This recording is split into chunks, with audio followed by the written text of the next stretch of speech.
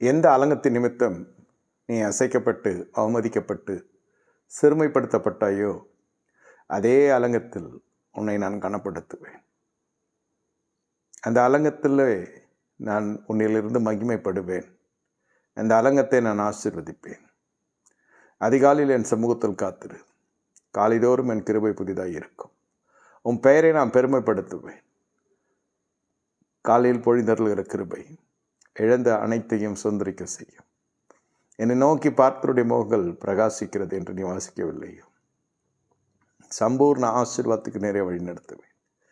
நீ இழந்த சகலத்தை நான் திரும்ப தருவேன். உன்னோடு போராடினவர்கள் ஒரு கூட்ட ஜனங்கள், அவர்கள் உனக்கு விரோதமாக எழும்பப்பட்ட ஜனங்கள், என்னால் கூடுகிற கூட்டம் அல்ல. எவர்கள் உனக்கு விரோதமாக எழுப்பினார்களோ அவர்கள் உன் பட்சத்தில் வருவார்கள். யுத்தம் கர்த்தருடைய நீங்கள் சும்மா இருப்பீர்கள். குதிரைகள் எத்தனை நாளுக்கு என்று ஆயத்தமாக்கப்பட்டும் ஜெயமோ கர்த்தரால் வரும். நீ உன்னை இனியே சபித்துக் கொள்வானேன். இருப்பதை காட்டிலும் மரித்தால் நலமாயிருக்க நினைப்பானேன். நீ மரிப்பதற்காக நான் ஜீவன் சிலுவையில் விட்டேன். நீ உயிரோடு இருக்கும்படியாகவே நானும் உயிர்த்தெழுத்தேன். சகலத்தை உனக்கு நான் புதிதாக்குகிறேன். வழி வாசலை திறக்க வல்லவர் நான். உன் நம்பிக்கை நிச்சயம் வீண் போகாது. உன்னிடத்தில் நான் விசுவாசம் எதிர்பார்க்கிறேன்.